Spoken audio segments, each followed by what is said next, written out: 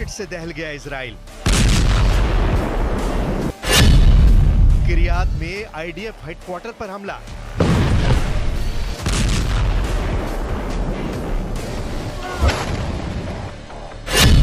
नसरल्ला के कत्यूशा ने मचाया कोहराम।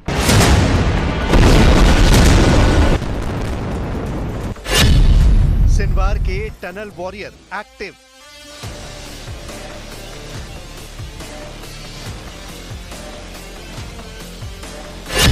सिनवार ने दिखाया नरक शाप।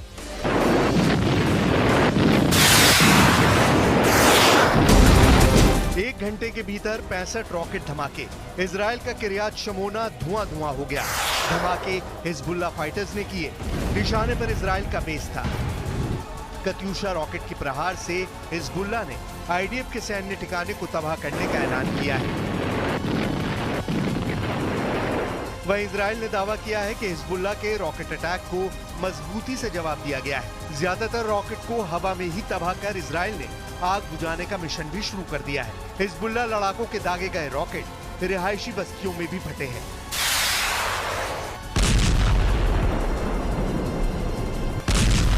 हालांकि किसी भी तरह के जानी या माली नुकसान की खबर अभी तक नहीं आई है, मगर इजराइल का क्रोध लेबनान फ्रंट की जगह गजा में दिखने लगा है।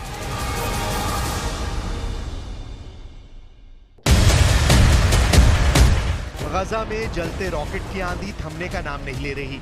बारूदी गुबार से ढकी गजा सिटी रह रहकर आग की लपटों में घिरती है, चीख पुकार मचती है और फिर इमारत काला खंडर बनती है। जमीन पर टैंक के गोले जलजला ला रहे हैं। आसमान से बरस रही मिसाइलें मौत बांट रही हैं। हमास लड़ाके आमने सामने के युद्ध में कहीं टिक नहीं पा रहे, मगर जो युद्ध हो रहा है, दिखाई दे रहा है, ये जंग उतनी भर नहीं। असल लड़ाई जमीन के नीचे शुरू हो चुकी है। सुरंग में बैठे हमास की खूंखार पलटन भीषण पलटवार कर रही है। अपने बिलों से निकलकर हमास के स्लीपर सोल्जर कैसे कोहराम मचा रहे हैं, उसकी बस एक झलक देखिए।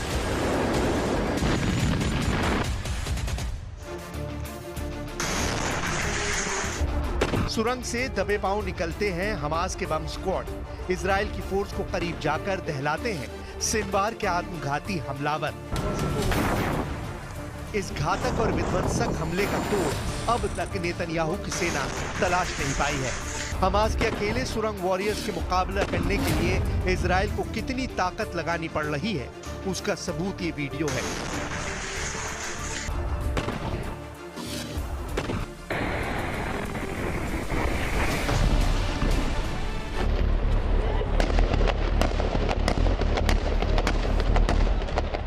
इजराइल फोर्स से घिरा हमास का लड़ाका पत्थरों से बनी इमारत में शरण लेकर बैठा था। उसे घेरने के लिए 1 दर्जन से ज्यादा आईडीएफ सोल्जर्स ने फायरिंग की। वेस्ट बैंक के हेब्रोन में ये भिड़ंत कैमरे में कैप्चर हो रही थी। कई घंटों तक चले शूटआउट में आखिरकार आईडीएफ कामयाब रही, लेकिन एक अकेले हमास के लड़ाके ने दर्जनों जवानों को जोरदार टक्कर दी। इसी तरह उत्तरी गजा में इजराइल के हमले में 6 लोगों की मौत का दावा किया गया है, जबकि हमास को कोई भी नुकसान नहीं हुआ है। शेख जायद टावर्स इलाके में हुई भीषण लड़ाई में आईडीएफ के कई जवानों को जख्मी कर हमास फाइटर्स सुरंग में जाकर आराम से छिप गए। टनल बैटल में हमास इजराइल फोर्स पर भारी पड़ रहा है। इसकी वजह सुरंग में मिल रही ईरान और हिजबुल्लाह का फुल बैकअप है। इजराइल के पूर्व कैबिनेट मंत्री और सैन्य प्रमुख बेनी गैंट्स ने तो नेतन्याहू को ये वार्निंग भी दी है कि सुरंग में बैठे सिनवार का सफाया लगभग नामुमकिन है। अगर नेतन्याहू सही युद्ध रणनीति नहीं बना पा रहे हैं तो उन्हें सरेंडर कर देना चाहिए।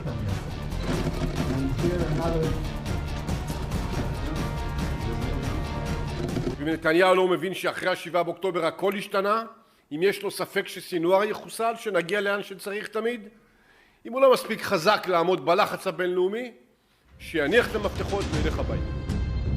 हमास चीफ सिनवार बीते 10 माह से सुरंग में छिपा बैठा है। सिनवार अमेरिका और इजराइल दोनों को चकमा दे रहा है।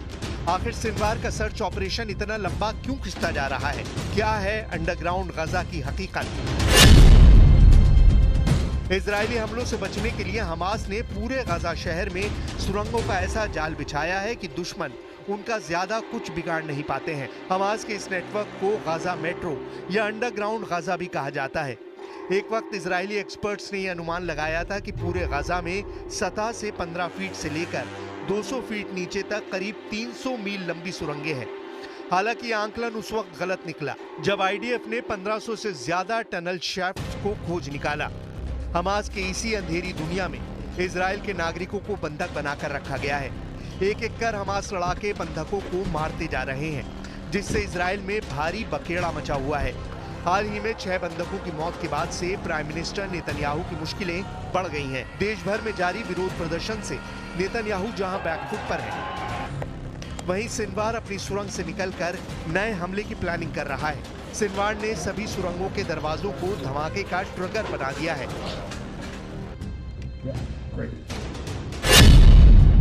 हमास का अंडरग्राउंड नेटवर्क $1 अरब से ज्यादा खर्च करके अपग्रेड किया गया है। सुरंग के एंट्री पॉइंट को ऐसे बनाया गया है कि बाहर से छूते ही जोरदार धमाके होने लगते हैं।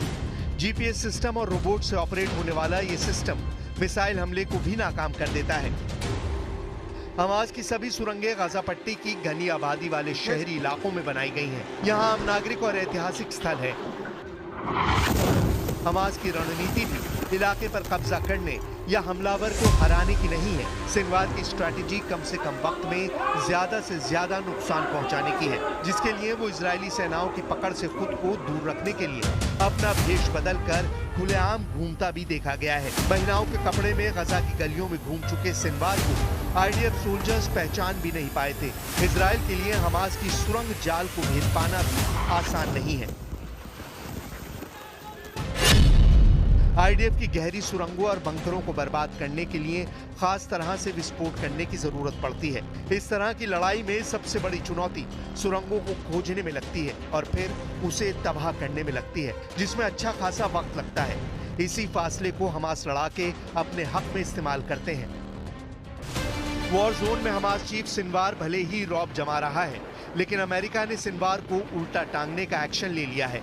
अमेरिका ने इजराइल पर 7 अक्टूबर को हमास की ओर से किए गए नरसंहार के आरोपों की घोषणा की है। इजराइल में 7 अक्टूबर 2023 को हुए नरसंहार के केस में हमास चीफ याहिया सिनवार, पूर्व हमास चीफ इस्माइल हानिया, मारवा ईसा, खालिद मशाल, मोहम्मद अल मसरी और अली बराका के खिलाफ आपराधिक आरोप तय कर दिए गए हैं।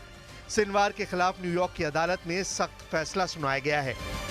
Today, the Justice Department unsealed charges against Yahya Sinwar and other senior leaders of Hamas for financing and directing a decades-long campaign to murder American citizens and endanger the security of the United States. As outlined in our complaint, those defendants, armed with weapons, political support, and funding from the government of Iran and support from Hezbollah, have led Hamas's efforts to destroy the state of Israel and murder civilians in support of that aim. America में Hamas की top leadership पर कानूनी Hunter चलाने की तैयारी है, लेकिन super power Hamas कमांडरों तक कभी पहुंच पाएगा भी, फिलहाल इसके कोई आसार नहीं दिख रहे। ईरान के समर्थन से हमास फिर से ताकतवर बन चुका है। ईरानी हथियारों से हमास के लड़ाके तुलकरम और वेस्ट बैंक में आईडीएफ को छका रहे हैं। रफा फ्रंट पर हिजबुल्लाह के फुल सपोर्ट ने भी हमास लड़ाकों में नई जान फूंक दी है। حقيقة حتى هذه الساعة نحن لم نتسلم شيئا جديدا، وإن كان هناك يعني مقترح يستجيب لمطالب المقاومة ومطالب شعبنا فسنتعامل معه بإيجابية। आईडीएफ को सबसे बड़ा खतरा फिलहाल लेबनान फ्रंट पर है, जहां नसरल्ला ब्रिगेड भयंकर पलटवार शुरू कर चुकी है। अपने टॉप कमांडरों के खात्मे से बौखलाए हिजबुल्लाह फाइटर इजराइल में घुसकर बड़े हमले की प्लानिंग में हैं। खुफिया रिपोर्ट्स में दावा तो यहां तक किया गया है कि हिजबुल्लाह फाइटर गाजा की सुरंग में बेस बनाकर हमास के साथ ज्वाइंट अटैक को अंजाम दे सकते हैं। इसका पता सीरिया बॉर्डर पर गोलान हाइट्स बेस पर हुई एक घुसपैठ से चला है। यहाँ आईडीएफ ने बॉर्डर पर घुसपैठ कर रहे एक संदिग्ध का खात्मा किया है। इजराइल की बाढ़ के करीब कई दिनों से काफी हलचल देखी जा रही है। आईडीएफ की वार्निंग के बाद भी जब एक संदिग्ध ने बाढ़ पार करने की कोशिश की तो उसे ढेर कर दिया गया। इससे साफ हो गया है कि इजराइल को अब सीरिया फ्रंट पर भी अलर्ट मोड में रहना होगा। सीरिया रूट का इस्तेमाल हिजबुल्लाह या फिर कोई भी मिलिशिया गुट आसानी से करके इजराइल को दहला सकता है।